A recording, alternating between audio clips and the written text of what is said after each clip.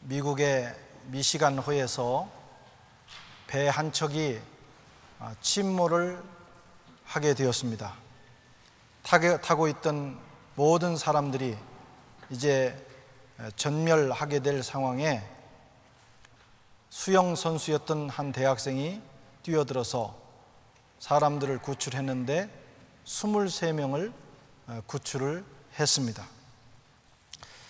세월이 지나 어느 날 R.A. 토레이라고 하는 목사님이 그 지역에서 집회를 하시면서 그때의 일에 대해서 설교를 했습니다. 그 젊은 선수의 용기와 휴머니즘에 대해서 거기에 모인 성도들에게 말씀을 전했습니다. 그런데 마침 그 자리에 그때 그 청년이 이제는 머리가 하얀 노인이 되어서 앉아 있었습니다.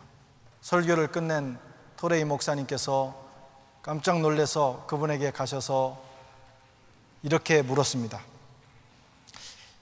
그때 그 사건을 통해서 가장 인상 깊었던 일이 무엇이었습니까? 그때 그 노인이 된 수영 선수가 대답하기를, 예 목사님, 그때 가장 나에게 인상 깊었던 일은 그때 제가 구해준 23명 중에 한 사람도 저에게 찾아와 고맙다는 말을 하지 않았다고 하는 것입니다. 여러분, 오늘 본문 말씀에도 이와 비슷한 사건이 나타나고 있습니다. 예수님께서 이제 예루살렘으로 올라가시면서 사마리아와 갈릴리 사이를 지나가시게 되었습니다.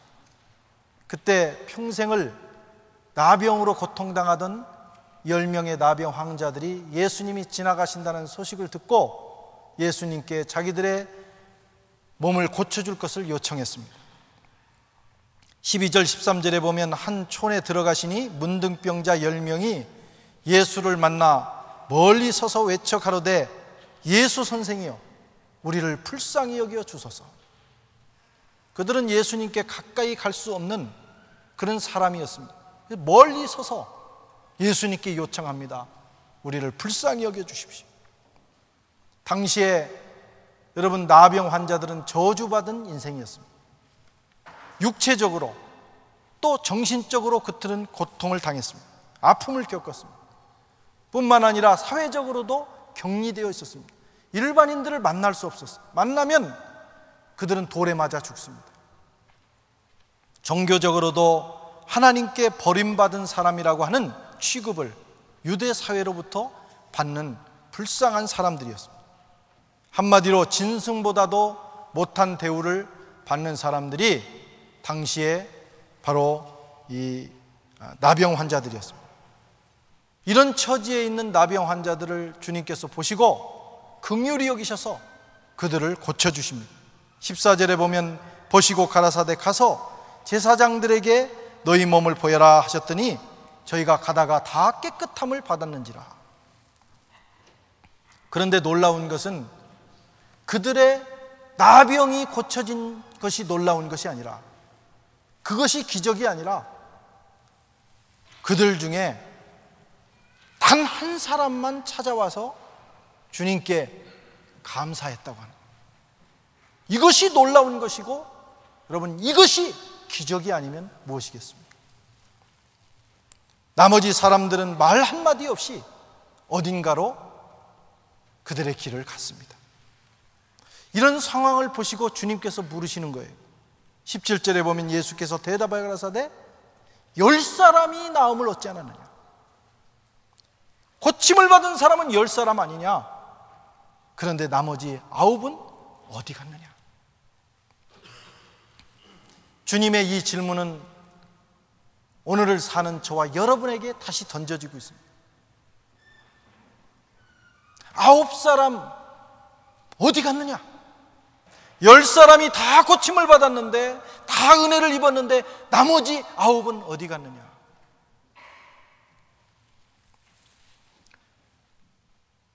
혹시 우리가 그 9에 속하는 사람들은 아닌지 추수감사절을 맞이하면서 우리 자신을 돌아볼 수 있는 그런 시간이 되시기를 바랍니다. 감사하지 못하는 이유들이 있습니다. 첫째는 응답 그리고 축복에 취해버리기 때문입니다. 제가 추수감사절 때마다 늘 이 말씀을 드립니다. 여러분, 하나님이 주신 응답, 하나님이 주신 축복에 취하면 감사를 잊습니다. 그것을 주신 하나님을 기억해야 되는 거예요. 우리는 문제가 있을 때 얼마나 간절하게 절박하게 매달리는지 모릅니다. 하나님, 이것만 주시면 내가 무엇이든지 하겠습니다. 그러나 우리는 축복을 받는 순간, 응답을 받는 순간 그 약속도 잃어버리고 또 하나님의 은혜도 잃어버리는 아주 대단히 영적 건망증이 심한 사람들입니다. 때로는 잃어버릴 뿐만 아니라 주님을 번거롭게 여기기까지 합니다. 이제는 내가 받을 응답 받고 축복을 받았으니 이제는 주님 번거롭습니다. 제가 필요할 때만 제게 오십시오. 여러분, 조그만 응답에 취해서 큰 은혜를 준비하신 하나님의 계획을 망각해서는 안 됩니다.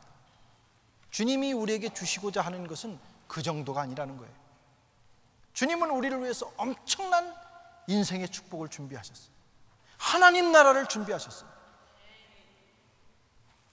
또 잊어서는 안 될 것은 그 축복을 주님이 거두실 수도 있다는 겁니다. 주신 자는 거둘 능력도 있는 겁니다. 얄팍하게 살지 말아야 돼요. 하나님, 우리에게 축복을 주신 하나님, 그리고 우리에게 응답을 주신 하나님을 기억하며 더 주님 앞에 가까이 나가고 그분께 감사하고 그분과의 관계를 깊이 해야 되는 겁니다. 또 감사하지 못하는 이유는 여러분, 은혜를 당연한 것으로 여기기 때문입니다. 당연하다 하는 마음을 가진 사람에게는 감사가 있을 수가 없습니다. 자식들이 부모에게 감사하지 못하는 이유가 뭔지 아세요? 당연하다고 생각하는 거예요. 부모가 나를 낳았으니 당연히 나에게 이렇게 해줘야 된다. 당연하다는 마음이 들면 부모에게 감사하지 않습니다. 그래서 자식을 키울 때 너무 잘해주면 안 되는 거예요. 되게 잘해주면 그 잘해주는 것을 당연하게 생각합니다.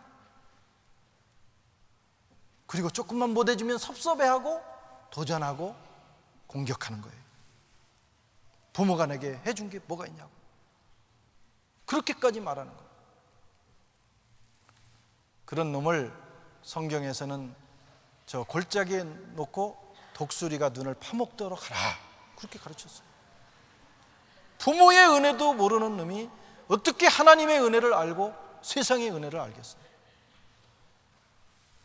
당연한 마음을 가지고 살아가면 감사를 잊습니다. 여러분, 세상에 당연한 것은 아무것도 없어요. 당연히 교회가 있는 거고, 당연히 이웃이 있는 거고, 당연히 부모가 그렇게 해줘야 되는 거고, 당연히 그 사람은 나에게 그렇게 해줘야 된다. 그런 건 없다는 거예요. 당연한 마음에는 감사가 없어요. 오늘 9명의 이 나병 환자들은 당연하다고 생각한 것입니다. 오늘 주님께서 사마리아 사람은 왔는데 나머지 9은 어디 갔느냐 이렇게 성경이 기록한 걸 보면 나머지 9명은 유대인인 것이 분명합니다. 유대인들은 선민 사상으로 물들어 있는 사람들이에요. 처음에는 감사했습니다. 그런데 나중에는 이 선민 사상이 당연한 것으로 여겨졌어요. 그래서 하나님이 은혜를 베풀어 주셔도 내가 은혜 받는 것은 당연한 것이다 이렇게 생각한 겁니다. 그것이 문제입니다. 그래서 감사할 것이 없는 거예요. 당연한 것을 받았는데 뭐 감사까지 하느냐는 거예요. 그동안 이렇게 산 것도 억울한데 고침받는 것이 당연한 거지. 여러분, 당연지심을 갖고 있는 사람들은 감사를 잊게 됩니다. 그러나 사마리아 사람은 그렇지 않았어요. 늘 서자 취급을 받았고 늘 위축되어 살았습니다. 자기들은 하나님의 은총을 받기에 합당하지 않은 사람이라고 남들도 생각했고 자기들도 생각했어요. 그래서 조그만 것만 줘도 감사한 겁니다. 나 같은 사람이 문둥병에서 고침을 받다니 이건 있을 수 없는 일이라는 거야. 사마리아 사람은 생각했을 거예요. 그래서 그는 주님께 당장에 돌아와서 감사를 하게 된 것입니다. 세상의 문제가 여러분 여기 있습니다. 감사를 잃었기 때문에 문제라는 거예요.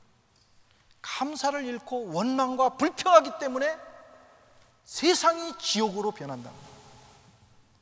감사가 넘치는 곳은 천당이고, 여러분 감사를 잃고 불평하고 원망하고 살아가는 곳은 지옥인 것입니다. 모든 사람이 서로에게 감사하고, 모든 사람이 은혜를 주신 하나님께 감사하고 살아갈 수만 있다면 여러분 거기가 천국이 아니겠어요? 천국은 장소를 넘어서는 거예요. 아무리 우리가 천당에 가도 거기서도 원망하고 불평하고 감사하지 않는다면 거기는 여전히 지옥인 것입니다. 감사를 회복하는 감사주일이 되시기 바랍니다. 감사를 회복하면 우리 삶에 기쁨이 넘치고 하나님 나라가 임하게 되고 우리가 있는 곳이 천국이 되는 거예요. 옆에 사람을 보십시오. 우리가 칭찬과 격려 팔찌를 가지고 훈련하고 있지만 우리가 그렇게 하는 이유는 강제로라도 그렇게 해야 되기 때문이에요. 여러분 감사도 마찬가지입니다. 훈련하셔야 되는 거예요. 옆에 두 분을 보시면서 한번 정말 감사합니다. 당신이 계셔서 감사합니다. 진심으로 한번 고백해 보세요. 옆에 있는 사람하고도 못하는 사람이 어떻게 하나님 앞에 감사하겠어요? 한번 해보세요.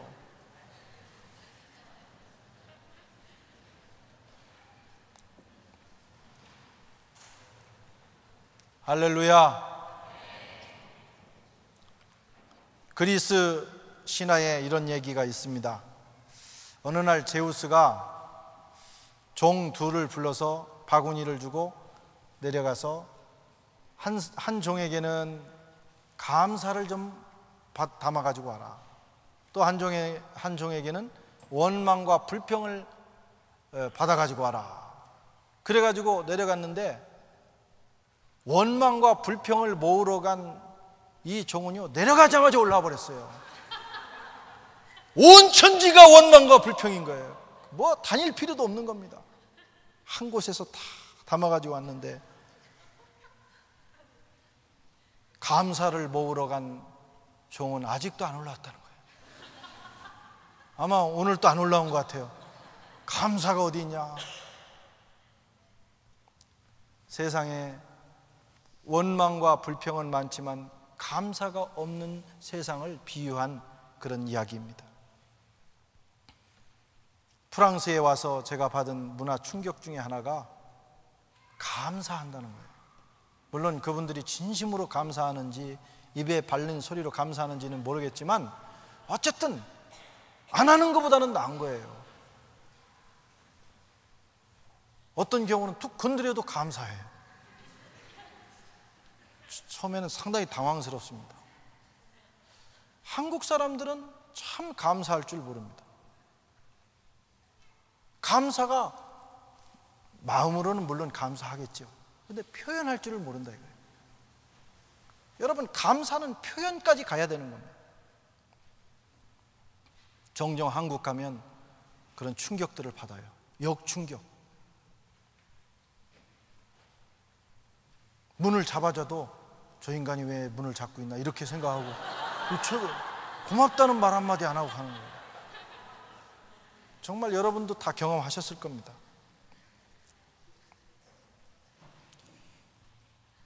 선진국이 뭐냐? 감사하는 정신으로 사는 것이 선진국이에요. 돈 많이 벌고 경제가 올라갔다고 선진국이 아닙니다. 정신이 선진국이에요. 서로가 서로에게 감사하고 당신이 있어서 내가 있다고 생각하고 내가 가진 것을 나눌 줄 아는 사람들이 선진국이다 이런 말씀입니다. 여러분, 신앙도 마찬가지입니다. 어떤 신앙이 성숙한 신앙이냐? 감사한 마음을 가지고 감사를 표현하는 신앙이 성숙한 신앙이에요. 그런 교회, 그런 구역, 그런 가정에는 천국이 임하게 돼 있습니다. 아무리 기도 많이 하고, 아무리 봉사 많이 하고, 아무리 성경 많이 읽고, 아무리 열심히 일해도 감사가 없고 원망과 불평만 우리의 입에서 나온다면, 부정적인 말만 우리의 입에서 나온다면 아직 영적으로 미성숙한 상태입니다. 감사를 훈련하셔야 돼요. 누구를 만나도 감사하십시오. 항상 감사의 조건을 찾으십시오. 신앙의 최고의 봉우리는 감사다, 이런 말씀. 어떻게 감사해야 됩니까? 범사에 감사해야 됩니다. 범사에. 데살로니가전서 5장 18절에 범사에 감사하라. 이는 그리스도 예수 안에서 너희를 향하신 하나님의 뜻이니라. 범사라고 하는 것은 모든 상황을 의미합니다. 성공했을 때도 감사하지만 실패했을 때도 감사하라는 거예요. 실패에 뜻이 있는 겁니다. 건강할 때도 감사하지만 아플 때도 감사하라는 거예요. 건강할 때 깨닫지 못하는 거, 아플 때 깨닫는 거예요. 여러분, 평안할 때도 감사하지만 불안하고 힘들 때도 감사하시기 바랍니다.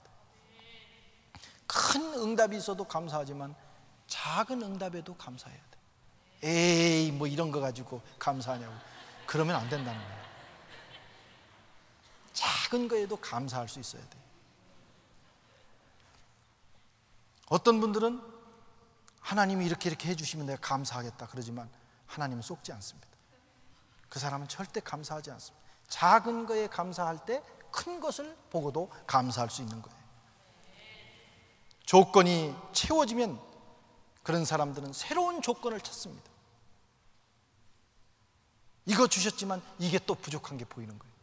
평생 감사할 수 없습니다.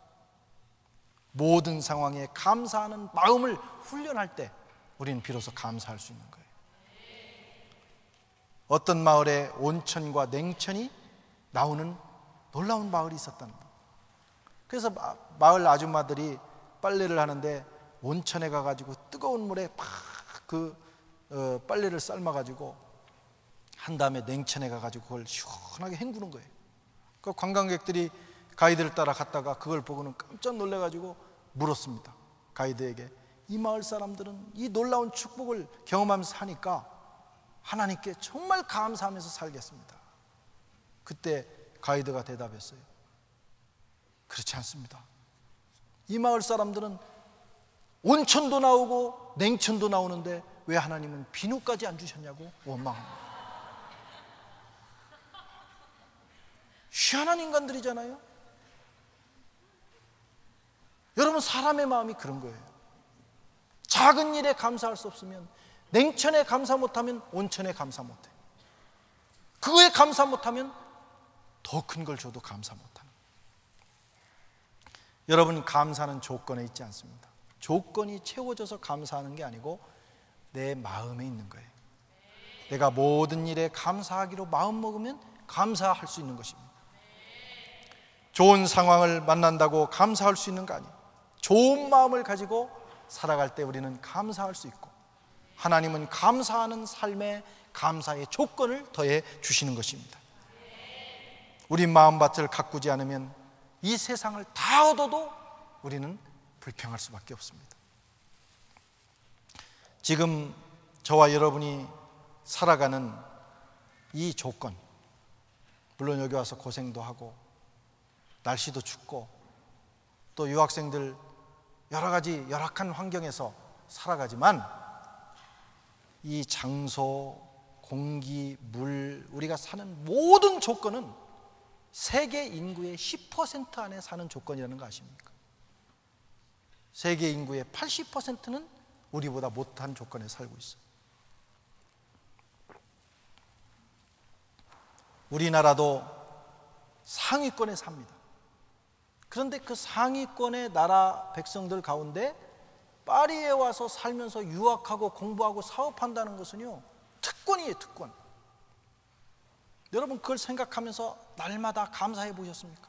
아침에 일어나서 하나님 눈뜨니 파리네요, 감사해요. 이렇게 해보시면 이 지긋지긋한 파리 빨리 벗어나야지, 그렇게 생각하지 않느냐 이거예요. 우리는 그런 조건에 살고 있어요.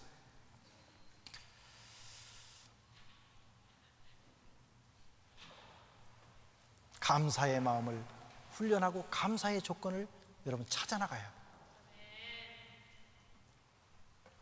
저는 지금 생각해봐도 여기 살고 있다는 것 자체가 꿈과 같습니다. 저 충남 서천군 시천면 신흥리 아주 정말 이름 없는 동네에서 태어나서 개천에서 용이 난다고 그래서 서천, 천자 이렇게 태어나가지고 어떻게 여기까지 왔는지 말이에요. 남들은 평생 한번 와보고 싶어하는 곳이기도 한데 그거 생각하면 감사가 넘친다. 아침에 일어나도 감사. 가끔 잃어버릴 때가 있어요. 그건 제가 나쁜 놈이죠. 정상이 아니죠. 감사해야 돼요. 여러분 모두 여기에 사는 거 감사하시기 바랍니다. 우리가 50년 전만 태어났어도 꿈도 못 꾸는 일입니다. 여러분들이 그때 태어났었다면 겨우 가는 곳이 어디냐? 저 독일의 탄광촌에 가서 평생 탄을 캐다가 해외 생활하는 거예요. 그분들 덕에 오늘 우리가 여기 있는 거예요. 아멘. 감사하셔야 돼요. 오늘 내가 여기서 건강한 모습으로 있다는 자체를 감사하셔야 돼요. 한번 우리나라가 옛날에 어떻게 살았었는지, 하나님이 우리에게 어떤 축복을 줬는지, 그 내용이 다 제가 여러 가지로 뽑아보려고 했는데 그게 다 정리된 게 없어서 그런 과정, 우리나라의 과거와 오늘날을 비교한 그 과정에 대한 비디오가 하나 있어서 한번 준비했어요. 한번 보시면서 오늘 우리를 돌아보시길 바랍니다.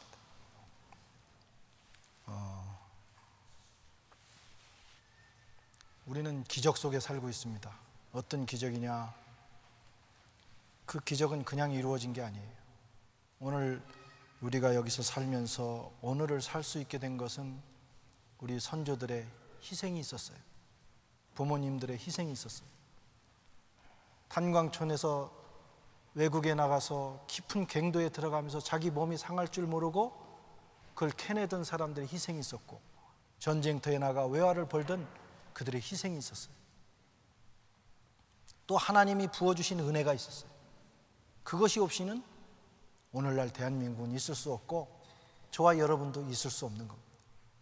이걸 잃어버리면 안 되는 거예요. 하나님이 부어주신 은혜, 또 우리 선배들이 우리에게 내려준 그 은혜를 기억해야 됩니다. 그리고 감사할 수 있어야 돼요.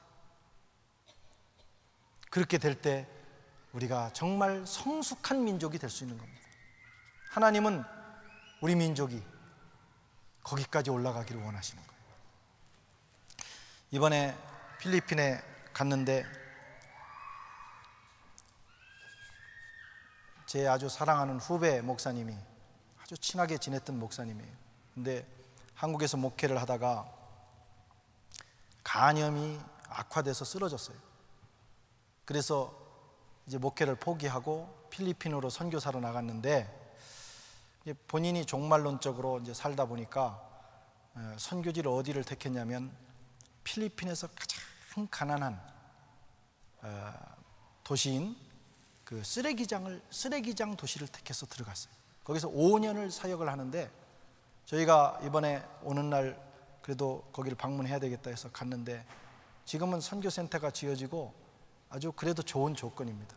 그런데 딱 2시간 들어갔다 나왔는데 숨을 쉴 수가 없어요. 그리고 2시간 만에 냄새가 얼마나 뱄는지, 아무리 향수를 뿌려도 그 쓰레기장 냄새가, 막 그 똥 냄새가 진동을 몸에서 합니다. 바닥이 전부 쓰레기에서 나온 그 흙탕물에 똥물이에요. 화장실이 없어서 아이들이 다 바닥에 똥을 싸놨어요. 저희 장화를 신고 움직였는데 막 사람 똥이 다 묻어 있는 거예요. 또 어떤 어린아이는 이렇게 바다에 세워놓은 이 방파제처럼 세워놓은 거기에 똥을 싸는데 떨어지면 죽는 거예요. 거기 매달려서 한 2-3살 먹은 어린아이가 똥을 싸는데 볼 수가 없어요. 가슴이 아파서. 그런 곳에 가서 이제 사역을 하는 우리 선교사님을 보고 또 거기 있는 사람들을 보고 왔습니다. 돌아오면서 우리가 불평할 게 아무것도 없구나. 마른 땅을 밟는다는 것 자체가 얼마나 행복한지. 똥물이 있고 거기에 그냥 집이 있어요. 방이 물이 흥건합니다. 거기서 자는 거예요. 근데 왜 거기서 사느냐? 거기 와서 쓰레기를 뒤져야 먹을 거라도 구해서 하루라도 연명한다는 거예요. 8,000명이 거기 살고 있어요. 밖으로 내보내도 다시 들어옵니다. 그 사진을 몇 장만 한번 보겠습니다.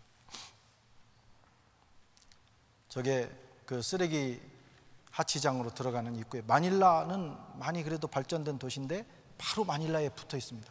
그리고 바닷가에 붙어 있는 그런 도시예요. 저기 지금 보이는 게 다 저게 똥물입니다. 지금은 비가 오지 않는 겨울이라서 괜찮은데 비가 오면 저기가 물로 가득 채워지는 거예요. 저 위에 지금 저게 건물이 쓰레기 더미 위에 세워진, 쓰레기가 한 6m 정도가 지금 밑에 있습니다.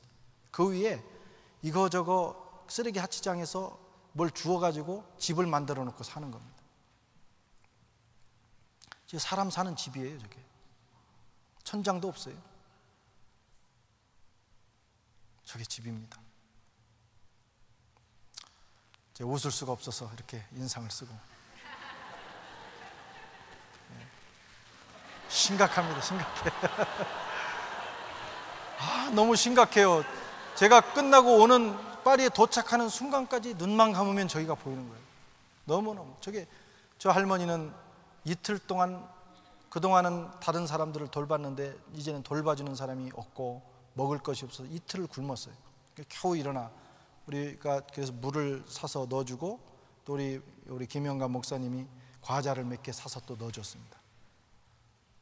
거기 현지에 세워서 목회하도록 한 그 목사님, 현지인 목사님이에요.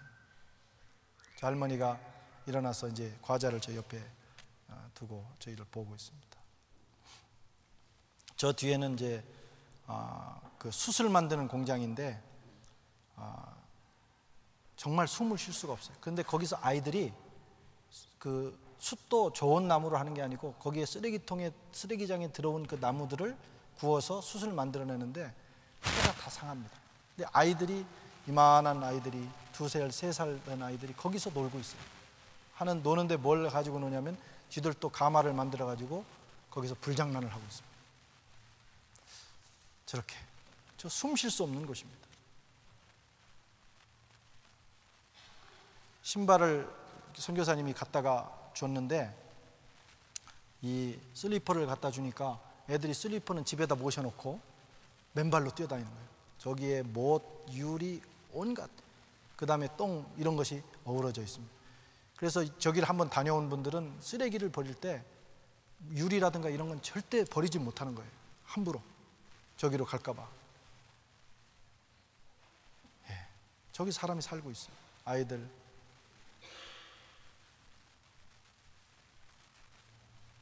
저 바닥이 저 유리 바닥입니다. 저 다.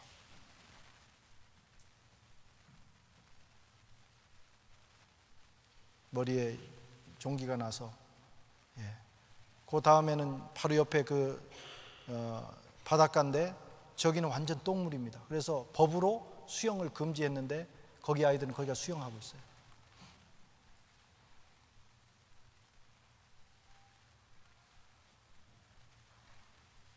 수상 가옥들이죠.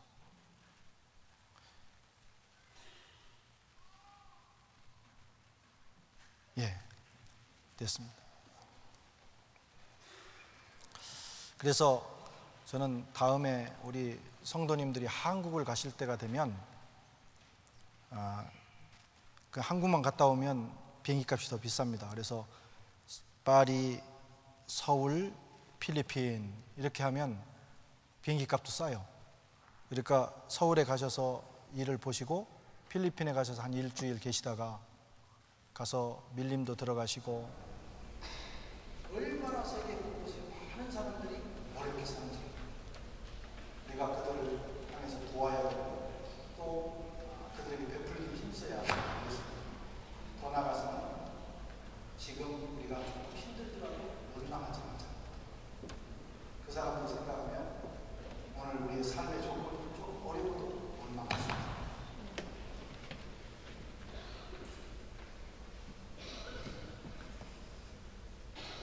범사에 감사하십니다. 우리는 지금 최상의 조건에 삽니다. 생각하시고 감사하십니다. 또 감사하는 내게 있는 귀한 것을 에어롬으로 감사해요. 말로만이 아닙니다. 신명기 16장 16절 말씀 같이 한번 읽어보겠습니다. 시작. 너희 가운데 남는 유년의 세월 가월절과 수절과 초막절에 너희 하나님 여호와께 고르신 곳에 와서 그분의 얼굴을 배워야 한다. 그러나 아무도 빈손으로 야훼 얼굴을 배우면 안 된다. 우리는 모든 것을 하나님께로부터 받았습니다. 비록 때로는 어려운 조건이 있을지라도 그것도 하나님이 주신 거예요. 생명과 건강과 가정과 영생과 재물과 자녀와 부모를 하나님께로부터 받았습니다. 그것을 늘 생각하면서 주님께 감사하셔야 돼요. 사랑하는 성도 여러분, 감사하는 인생을 사십시오. 우리 입에서 감사가 떠나지 않고 서로를 향해서 감사하고 당신이 내게 있어서 감사합니다. 자식을 향해서 네가 내게 있어서 감사합니다. 부모, 자식은 부모에게 부모님이 내 부모님에서 감사합니다. 또 하나님께 감사합니다. 그런 인생을 살아갈 때 천국이 되고 또 하나님은 우리가 그런 삶을 살기를 원하는 줄 믿습니다. 예수님께서 감사로 응답한 사마리아 사람에게 이렇게 얘기하고 일어나 가라. 내 믿음이 너를 구원하였다. 육체만 거처를 받은 것이 아니라 이 사마리아 사람, 감사한 사마리아 사람에게 주님은 더 놀라운 구원의 축복을 허락해 주셨습니다. 감사 주님을 맞이해서 오늘로 끝내는 것이 아니라 항상 늘 영원히 모든 일에 감사하고 감사하는 마음을 가지고 감사를 입으로 표현하고 또 내가 가진 것을 하나님께 드리고 이웃에게 나누면서 감사하는 저와 여러분 되시기를 주님의 이름으로 축원합니다.